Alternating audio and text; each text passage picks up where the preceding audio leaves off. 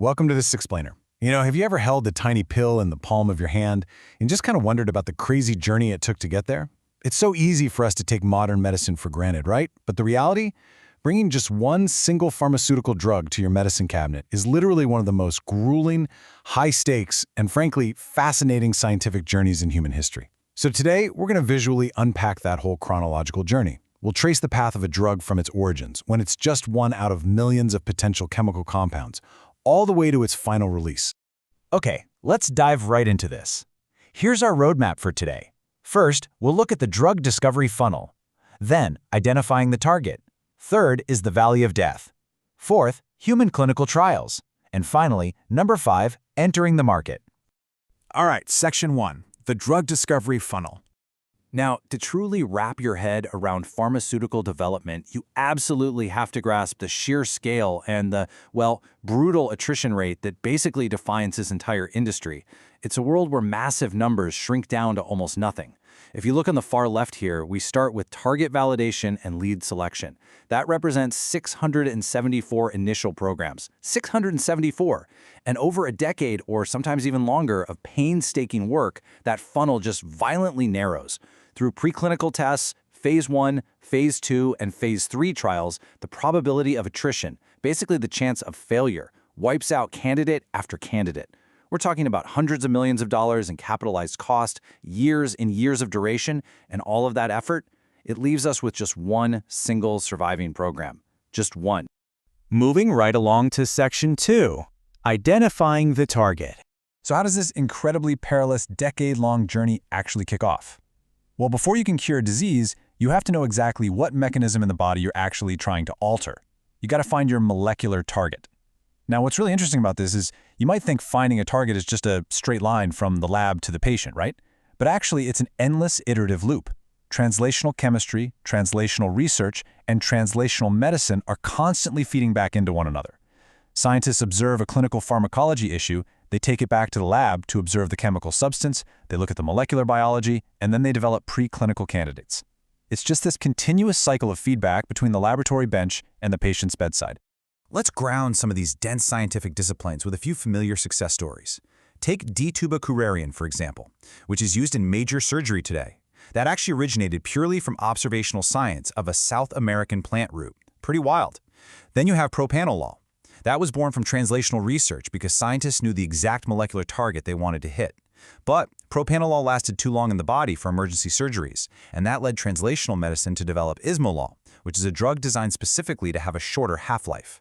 And finally, there's Viagra, which actually required a really brilliant combination of all three disciplines working perfectly in harmony. So once the target is finally identified, how do they find the specific chemical to interact with it? Well, they have to organize the chaos. Researchers use what's called high-throughput screens, or HTS, to rapidly test thousands upon thousands of compounds. And to do this efficiently, they organize these compounds into specific libraries. You've got your random libraries, which basically throws structurally diverse compounds at the target just to see what sticks. Then there are directed libraries, which are created once a promising hit is actually found, generating similar compounds to really fine-tune the effect. And then fragment libraries use these tiny functional pieces that scientists can actually assemble into larger, custom-built drug compounds. They are essentially looking for a microscopic needle in a massive chemical haystack. Which brings us to Section 3, the valley of death. So the crucial point here is that surviving those initial high-throughput screens is a huge milestone, for sure. But it really only brings us to the most notoriously perilous phase of the entire journey. Welcome to the translation gap. Welcome to the valley of death. And here's exactly why so many promising chemical hits just meet their end right here. In vitro screens test in a highly controlled environment, like cells in a petri dish, and that's great for proving basic enzyme interactions. But to get an investigational new drug, or IND, actually approved by the FDA for human testing, you absolutely must cross over to in vivo screens. This requires some incredibly complex, multi-species assessments, specifically in both a rodent and a non-rodent species. As you can imagine, a drug that works beautifully in isolated cells will very often fail completely when it's introduced to the sheer complexity of a living mammalian system. During these in vivo screens, scientists really have to master this incredibly difficult balancing act known as ADMET. They have to map out a compound's absorption, distribution, metabolism, elimination, and toxicity. And let me tell you, this is agonizingly complex. Researchers have to tweak the chemical structure to maximize its pharmacokinetics, which is how it moves through a living body. But they have to do that without accidentally destroying the specific structural shape that gave it its medical potency in the first place. It's like, you fix the absorption, but you might ruin the potency. Or you fix the potency and suddenly it becomes toxic. It is literally a chemical tightrope walk. And it doesn't stop there.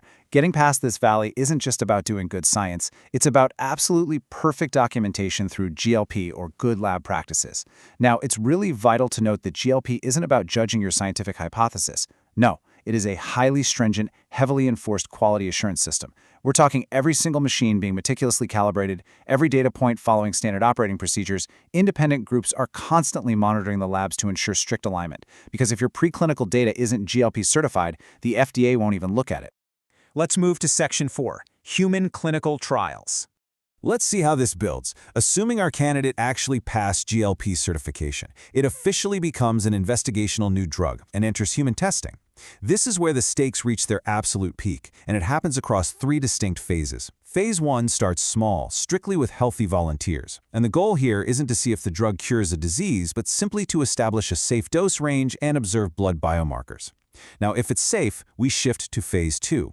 This is a critical shift. Here, the drug is given to a small group of actual patients, individuals with the intended pathophysiology. Does it actually work? If the answer is yes, we scale way up to Phase 3, testing the efficacy and monitoring side effects across a much larger, diverse population of patients. Successfully navigating those 3 brutal phases takes years and just massive financial investment. But if the data actually holds strong, if the drug is proven to be both safe and effective across hundreds or even thousands of patients, the researchers can finally take their investigational new drug and submit it as a new drug application, or NDA, to the FDA. So the FDA reviews the absolute mountain of data, they agree with the findings, and they officially approve the NDA. The champagne corks pop in the lab. But that really begs the question, what happens after approval? Is the journey over? Well, that brings us to Section 5, entering the market. FDA approval is absolutely not the finish line, because a recipe sitting on a server doesn't cure anyone, right? The drug still has to physically reach the doctors and the patients who actually need it.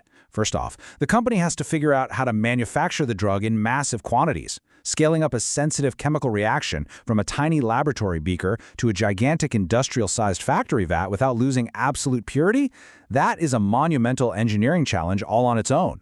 And then, once it's manufactured, they have to market it. They must educate physicians, launch awareness campaigns, and navigate the entire complex web of healthcare providers just to ensure the target audience even knows this new cure exists. And this brilliantly illustrates the reality of the situation. When you reflect on everything we just covered, the synthesis of hundreds of thousands of compounds and fragment libraries, the absolutely grueling ADMET balancing act in the Valley of Death, the massive scale of human clinical trials, the quality control, the manufacturing, all of it distills down to this single number. Out of an initial 674 well-funded programs, only one single FDA-approved drug survives the funnel. Which leaves us with a pretty compelling final thought to ponder. When we look at those capitalized costs extending into the hundreds of millions and a timeline spanning over a decade, we really have to ask ourselves, is the staggering attrition rate of the Valley of Death simply the unavoidable cost of a cure? It really makes you appreciate the astonishing scientific and economic resilience required just to deliver that single, tiny pill into your hands.